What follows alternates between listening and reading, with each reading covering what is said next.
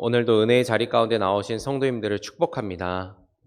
이 시간 주님을 만나고 온전한 신앙을 세워가게 되기를 소망합니다. 이번 주 13일 갑작스럽게 들려온 이스라엘에서의 전쟁 소식이 있었는데요. 계속해서 들려오는 소식이 참 많이 심각하고 양측의 사상자가 급증하고 있다는 이야기를 듣게 됩니다. 이 일을 놓고 우리가 조금 기도해야 되지 않을까 싶습니다. 이념과 정치, 경제와 종교의 문제를 떠나서 생명을 귀하게 여기는 마음들이 그 가운데 있기를 함께 기도해 주시면 감사하겠습니다. 주일 일부의 말씀을 함께 나누면서 우리는 온전한 신앙의 길이라는 주제를 가지고 야고보서를 함께 살펴보는데요. 지난주에도 그런 이야기를 했었었죠. 야고보서가 자꾸만 우리 안에 있는 감추고 싶었던 것을 드러내기 때문에 조금 불편합니다. 라는 이야기를 나누었습니다. 사실 온전한 신앙을 이루는 게 참 부담이 되고 어렵지요. 왜 이렇게 야고보서는 부담이 되고 어려운 책일까? 지난주와는 다르게 이번 주에는 또 다른 부담감이 딱 찾아왔습니다. 무엇이냐면 야고보서가 말하는 게 잘 안 되기 때문에 좀 부담스럽다라는 마음이었습니다. 이거는 제 개인적인 성향인데요. 저는 숫자를 참 싫어합니다. 생긴 거는 조금 꼼꼼하게 생겼는데 전혀 꼼꼼하지가 않아요. 그래서 숫자나 명단처럼 무언가를 좀 잘 꼼꼼히 살펴봐야 되는 것들을 좀 스트레스를 받으면서 봐야 되는 스타일입니다. 그래서일까요? 제가 학창시절에 제일 싫어했던 과목은 역시나 수학이었습니다. 정말 어렵더라고요. 열심히 노력해서 그래도 어느 정도, 중간 정도는 했었던 것 같은데 학년이 올라갈수록 따라잡기가 힘들어서 저도 결국에는 수포자라고 하죠. 수학을 포기한 사람이 되었습니다. 그렇기 때문인지 가장 부담이 되었던 수업은 당연히 수학 시간이었지요. 수학 시간만 되면 아무것도 안 해도 마음에 큰 짐을 안게 되었습니다. 아마 야고보서가 부담스러운 이유도 이와 같지 않을까 싶어요. 야고보서가 말하는 대로 살지 않으려고 하는 성도가 세상에 어디 있겠습니까? 아마 없을 겁니다. 문제는 해도 열심히 노력을 해봐도 잘 되지 않는다에 있는 거죠. 그래서 이 말씀이 잔소리처럼 들리기도 하고 굉장히 큰 부담감으로 다가오기도 합니다. 특별히 오늘 읽은 야고보서 3장도 그러한데요. 야고보서 3장의 앞부분에 있는 이야기는 말에 대한 이야기이지요. 이 말씀이 얼마나 읽기가 어려운지요. 왜냐하면 우리 중에 말에 실수가 없는 사람이 없기 때문입니다. 2절입니다. 우리가 다 실수가 많으니 만일 말에 실수가 없는 자라면 곧 온전한 사람이라. 야고보서는 우리가 말에 실수가 없는 사람이면 온전한 사람일 것입니다 라고 말하죠. 이 말을 거꾸로 하면요, 말에 실수가 있으면 온전하지 못한 사람입니다 라는 이야기가 되거든요. 참 그렇죠. 우리는 살면서 말을 많이 합니다. 이런 말 저런 말 많이 하지요. 그렇게 말을 하고 대화를 나누다 보면 어떤 일이 일어나는가? 꼭 실수하게 되거든요. 차라리 말을 못했으면 실수라도 없겠는데 말을 하니까 실수가 있어요. 그래서 잠언 10장 9절에는 말이 많으면 허물을 면하기가 어렵습니다라고 이야기를 하죠. 아마 여러분들도 말로 인해서 어려움을 겪었던 일을 다 그 경험들이 있으실 겁니다. 작년 여름에 수해로 인해서 사람들이 많은 피해를 입었습니다. 그때 한 국회의원이 수해복구 봉사를 하러 가서는 아유, 사진 잘 나오게 비 좀 왔으면 좋겠다라고 이야기를 했었습니다. 이 일이요, 크게 파장을 일으켜서 사회적인 물의를 일으켰었지요. 이 일로 그 의원이 자신의 직책을 내려놔야 했었고 대국민 사과를 하게 되는 일이 있었습니다. 단 한 번의 실수였지만 그에게는 아주 뼈아픈 상처를 입히게 된 거지요. 과연 이 일이 한 국회의원의 일일 뿐일까요? 우리 모두에게 다 있는 일이죠. 우리는요, 이런저런 상황에서 다양한 말을 하는데 그런 말로 인해서 손해를 보기도 하고 관계가 틀어지기도 합니다. 삶의 여러 문제가 이 말에서 다 나오는 거죠. 그래서 성경이 우리에게 말을 조심하라고 그렇게 말하는 것 같습니다. 문제는요, 그게 잘 안 된다는 거예요. 사도 야고보도 오늘 그 이야기를 하는데 야고보가 하는 말을 잘 읽어보니까 말이라고 하는 건 참 중요한데 그게 잘 길들여지지 않는다라는 이야기를 하고 있습니다. 야고보서 3장 3절부터 6절까지를 보면 말을 세 가지에 비유해서 이야기를 하는데요. 말의 재갈, 배의 키, 작은 불입니다. 이 세 가지는 모두 하나의 공통점을 가지고 있는데 그것은 이 자체로는 아주 작고 별로 힘이 없어 보이지만 이것이 큰 것을 움직일 수 있다라는 공통점입니다. 말은요, 작은 재갈을 하나 물리면 기수가 원하는 대로 이리저리 끌고 다닐 수가 있게 됩니다.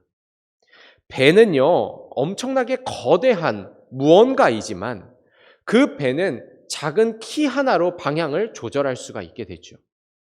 작은 불은 그냥 아무것도 아닌 것처럼 보이지만 그 불씨가 나무를 불태우고 숲을 태우고 산을 태우기도 합니다. 작다고 무시할 수 없는 거죠. 그러면서 야고보서가 이제 이 이야기들을 하면서 결론적으로 하는 말이 뭐냐면 이렇게 작은 것이지만 큰 것을 움직일 수 있는 이 말은 길들여지지가 않습니다라는 이야기를 하고 있습니다. 야고보서 3장 8절이죠. 혀는 능히 길들일 사람이 없나니 쉬지 아니하는 악이요 죽이는 독이 가득한 것이라. 사실 하나님이 우리에게 입을 주시고 말을 주시고 혀를 주시면서 하나님이 의도하셨던 것은 그것을 통해서 하나님을 찬송하라라는 의도로 주신 거였거든요. 그래서 이사야 43장에 보니까 이 백성은 나를 위하여 지었나니 나를 찬송하게 하려 함이라라고 말씀을 하고 있지 않습니까? 그런데 그 말이라는 게 길들여지지를 않으니까 거기에서 찬송이 아니라 저주가 나오고 쓴물이 나오고 독이 나오고 악이 나오기 시작하는 거죠. 야고보서 3장 10절에서 13절입니다. 한 입에서 찬송과 저주가 나오는도다.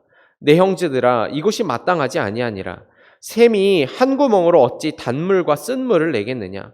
내 형제들아 어찌 무화과 나무가 감람 열매를 포도 나무가 무화과를 맺겠느냐. 이와 같이 짠 물이 단물을 내지 못하느니라. 야고보서 3장의 첫 부분에서 하는 이야기가 명확합니다. 그 누구도 말을 길들일 수가 없다라는 거죠. 이런 이야기를 들으니까 부담이 확 되지 않습니까? 하나님의 백성으로 온전히 살아보겠다고 결단도 해보고 결심도 해보고 이제 열심을 노력을 내보려고 하는데 가장 작은 그 말하는 것조차 하나가 길들일 수 없고 통제할 수 없다고 하니 부담이 될 수밖에 없는 거죠. 안 되는 것을 자꾸 하라고 하니 대체 어쩌라는 이야기입니까? 말씀을 묵상하면서 사도 야고보가 그저 우리에게 절망감만을 주려고 이 이야기를 쓴 것은 아닐 것이다 라는 마음이 들었습니다. 문제를 제기했다면 그에 따른 해답도 분명히 주고 있을 것입니다. 그러면 그 해답은 무엇인가? 3장 13절에서 18절에 나오는 지혜입니다. 저는 야고보서 3장은 통으로 읽어야 한다고 생각을 합니다. 왜냐하면 3장 12절까지만 읽으면 말씀을 통해서 부담감만 느끼고 절망감만을 느끼기 때문입니다. 말을 다스리면 온전한데 다스릴 수가 없으니 좌절만 되는 것이죠. 그런데 그 뒤를 이어서 보니까 지혜에 관해서 이야기를 하고 있거든요. 13절을 세 번역으로 읽어보겠습니다. 여러분 가운데서 지혜 있고 이해력이 있는 사람이 누구입니까?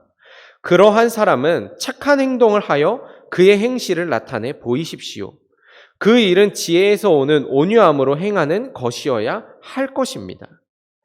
말씀을 보니까 지혜 있고 이해력이 있는 사람은 그 지혜가 행동으로 나타난다고 하는 거예요.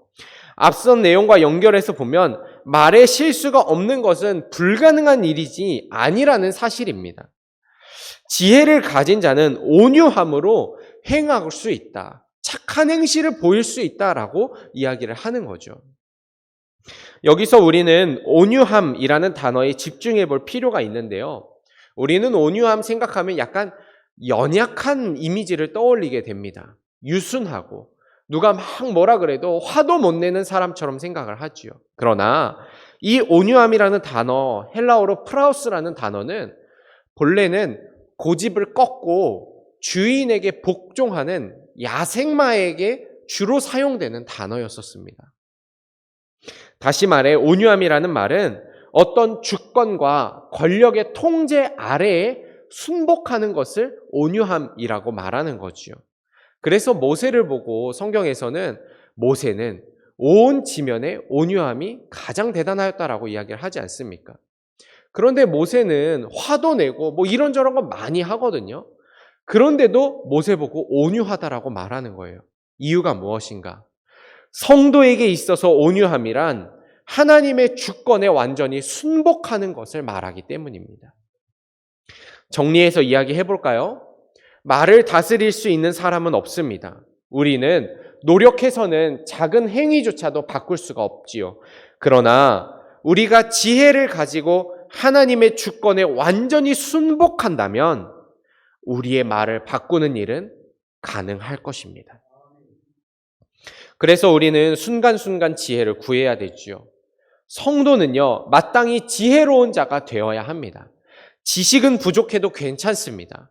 학력이 뛰어나지 않아도 좋습니다. 그러나 지혜로워야만 합니다. 왜인가? 우리의 지혜가 우리를 온전하게 만들기 때문입니다. 오늘 말씀을 통해서 우리는 깊이 한번 생각해보고 돌아보아야 하지요. 나는 지혜를 구하는 성도인가? 생각해보면 어린 시절에는 잠언을 하루에 한 장씩 읽으면 잠언이 총 31장이니 한 달이 되면 한 번 읽을 수 있다. 지혜의 말씀 잠언을 한 달에 한 번씩 읽어라. 이런 교육을 받아서 잠언을 열심히 읽었던 것 같습니다. 그런데 어느 순간부터 그러지 않게 되더라고요. 정말 지혜로워야 한다고 생각은 하는데 지혜를 구하는 일은 많이 줄어든 것 같습니다. 정말로 그렇죠. 말씀을 준비하면서 지혜가 필요하다고 생각하지만 지혜를 구하지 않는 저 자신을 보게 됩니다. 너무도 당연한 말이라고 생각하고 지나가는 말처럼 지혜를 구합시다. 지혜롭길 바랍니다. 라고 툭 던져놓고 가버리는 저 스스로를 보게 되는 거죠. 때때로 어떤 말을 해야 하고 어떻게 해야 하는지 기도하고 말씀을 통해서 길을 비춰야 함에도 불구하고 그저 짧은 식견과 누군가의 조언 몇 마디로 행하고 말하는 그런 일들이 반복되고 있는 것 같습니다. 우리는 지금 지혜를 정말로 구하고 있습니까? 한번 진중하게 돌아봅시다. 온전한 신앙의 길을 가기 위해서 우리는 다른 무엇보다도 지혜를 구해야 합니다. 그저 몇 마디 말이나 성경에 쓰여진 율법대로 행동할 것이 아니죠. 더 깊은 생각과 더 깊은 뜻과 보이지 않는 영역을 볼 수 있어야 합니다. 이것은 지혜의 영역이지요. 그저 말을 조심해야 한다라는 이야기로 오늘의 본문을 받아들이지 않았으면 좋겠습니다. 오늘 사도 야고보는 그 이상의 이야기를 하고 있거든요. 바뀌지 않는 우리의 본성과 그것을 바꿀 수 있는 지혜에 대해서 말하고 있는 겁니다. 바라기는 오늘 이 자리에 선 저와 여러분은 지혜를 구하는 자가 되기를 소망합니다. 그렇다면 지혜를 구한다는 것은 구체적으로 무엇을 의미하는 것인가? 우리는 보통 지혜를 구한다고 하면 어떤 무릎을 탁 치는 아이디어나 해결 방안이 지혜라고 생각을 합니다. 어느 날 솔로몬의 재판장에 두 여인이 찾아왔습니다. 이 여인은 한 아이를 데리고 왔는데 이야기를 들어보니까 그 두 여인이 한 아이를 놓고 서로 자기 아이라고 우기고 있는 상황이었어요. 그 다툼을 보고 여차저차 이야기를 들은 솔로몬이 내린 판결은 칼을 가져와서 아이를 반쪽으로 나눠주라라는 거였습니다.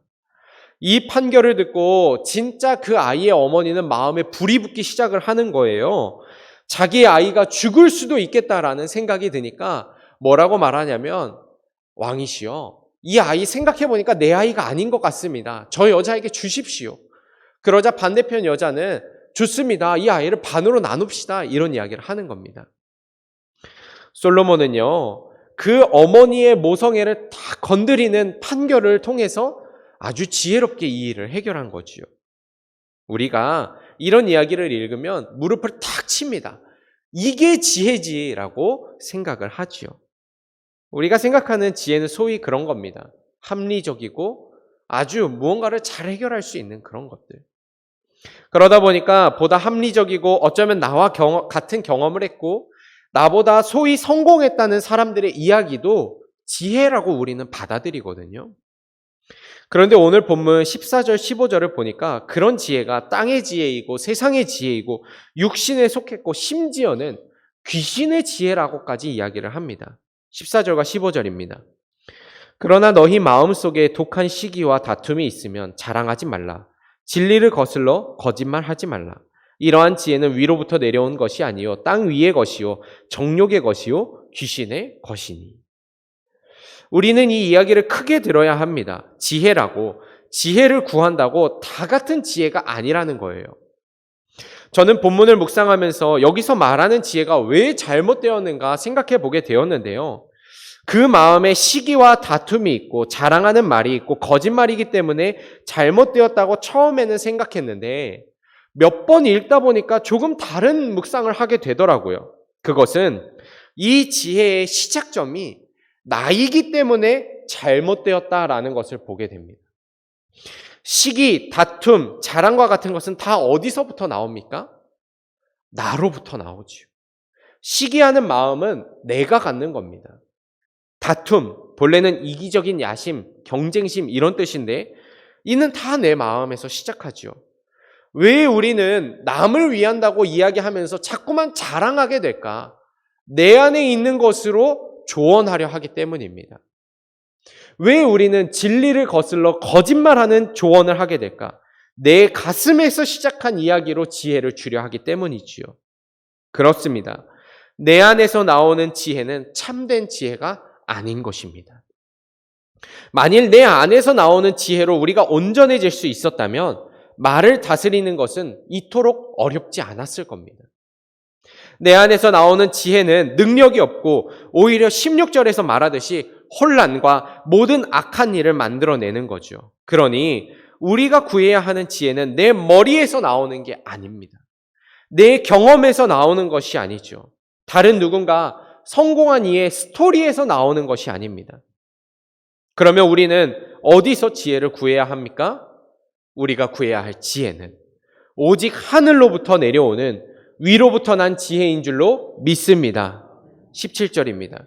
오직 위로부터 난 지혜는 첫째 성결하고 다음에 화평하고 관용하고 양순하며 긍휼과 선한 열매가 가득하고 거짓과 편견이 없나니.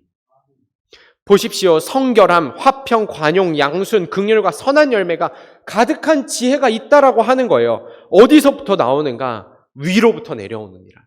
하늘로부터 내려오는 지혜입니다. 내 안에서, 내 속에서 나오는 이야기가 아닙니다.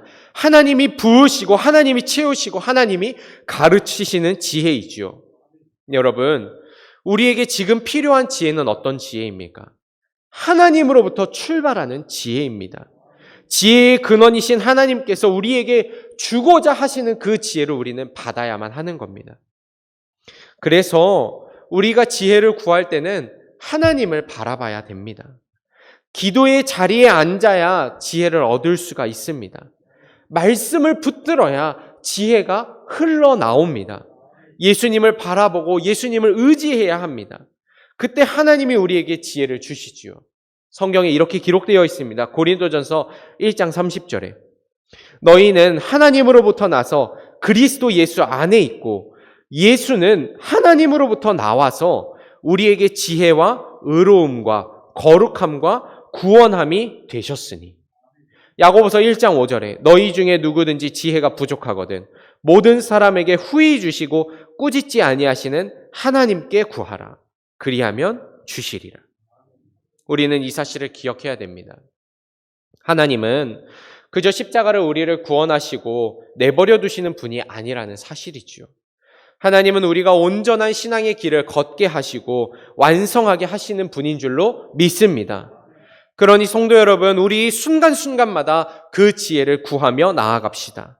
하늘 지혜를 소망하며 하나님을 더 바라봅시다. 예수님께 더 가까이 나아갑시다. 우리의 삶에 말로 인한 문제가 끊어지지 않습니까? 혹여라도 그러하시다면 예수님을 더 깊이 바라보십시오. 모든 말에 있어서 주님께 간구하는 우리가 되어야 합니다. 주님, 오늘 이런저런 일이 있습니다. 어떻게 말해야 할지, 무슨 말을 해야 할지 알려주십시오. 간청하실 때 하늘 지혜를 내려주실 줄로 믿습니다. 우리 삶에 관계적인 문제가 계속 일어나고 있으십니까? 만일 그러하다면 하나님께 간구합시다. 하나님, 자꾸만 화평이 깨지고 시기와 다툼, 혼란이 일어납니다. 어떻게 해야 할지 가르쳐 주십시오. 이 기도를 통해서 하나님이 하늘 지혜로 가르쳐 주실 줄로 믿습니다. 온전한 신앙의 길을 가는 것이 자꾸만 부담이 되고 무거운 짐처럼 느껴지십니까? 성령님께 지혜를 구합시다. 내 안에 있는 지혜로 해결하려 하지 말고 성령을 의지하며 간구하며 기도하실 때 하늘 지혜로 성령이 갈 길을 비춰주실 줄로 믿습니다. 그리하여 마지막 18절의 말씀이 우리 삶에 이루어지기를 소망합니다. 화평하게 하는 자들은 화평으로 심어 의의 열매를 거두느니라. 이것이 하늘 지혜를 구하는 자들이 삶에서 맺어내는 열매인 줄로 믿습니다. 우리의 통제되지 않는 말은 다툼을 만들고 악한 일을 만들지만 세상의 지혜는 혼란과 시기와 질투를, 다툼을 만들어내지만 하늘 지혜를 구하는 자들은 그 행실과 그 일상의 삶에 화평이 넘칠 줄로 믿습니다. 가는 곳곳마다 행복이 흐를 것입니다. 우리 그리스도인이 머무는 곳에는 기쁨이 넘치게 될 줄로 믿습니다. 한 주간 살아가시면서 가는 곳곳마다 지혜를 간구하시고 머무는 곳곳마다 화평과 기쁨과 감사가 넘치는 우리 모두가 되시기를 축복합니다. 기도하겠습니다.